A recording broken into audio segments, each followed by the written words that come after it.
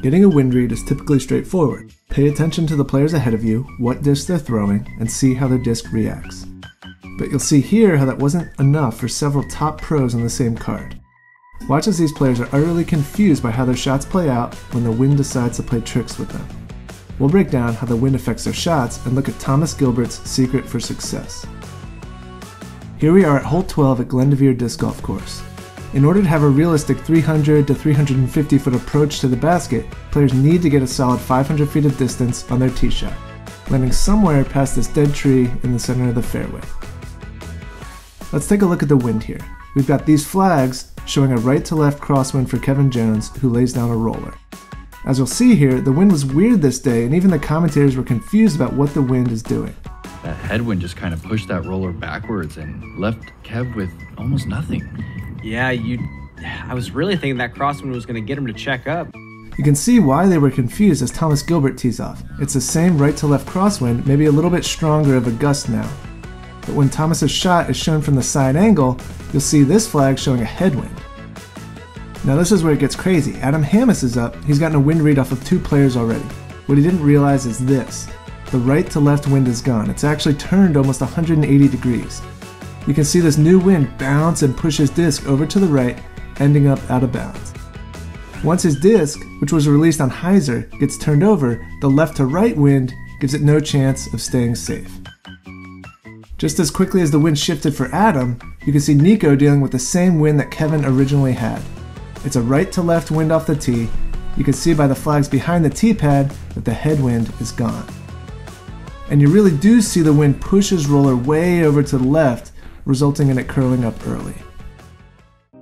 Thomas Gilbert was able to properly read the wind, so let's take a deeper dive into his shot.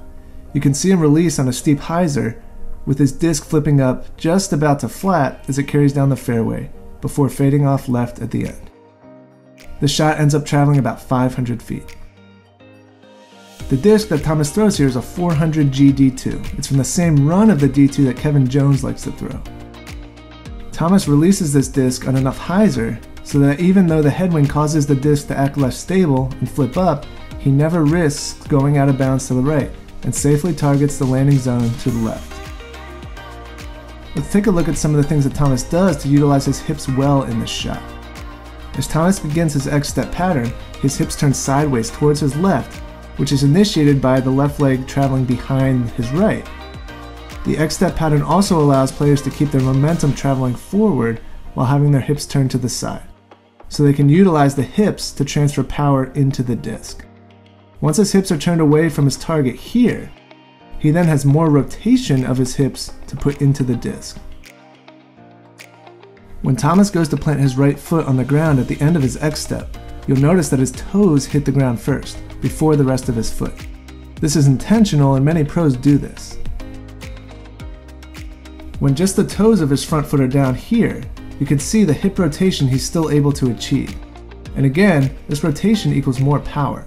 Once his front foot is firmly on the ground, notice how his hips have already begun to rotate. Any rotation of his hips that occur before the weight transfer from his back to his front foot is potential power that's not being put into the disc. You'll see that when Thomas does plant his front foot and begin to shift his weight into that foot, he prevents his front foot from opening up.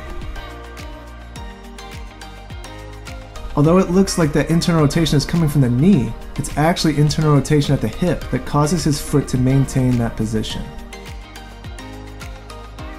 The reason why his knee changes position relative to his foot and hip here versus here is because he's bracing. This brace is achieved by pushing horizontally against his foot and stores up that energy that his legs are generating to be used in the throw. Thomas is one of the more efficient throwers on the Disc Golf Pro Tour, and his ability to consistently get solid distance keeps him competitive amongst other pros. Make sure you keep an eye out for him in upcoming Elite Series events. Show some support for everyone's favorite Canadian disc golfer by giving this video a thumbs up. If you want to learn how to master headwinds, check out this video to learn from one of the best in the game, Ricky Wysocki.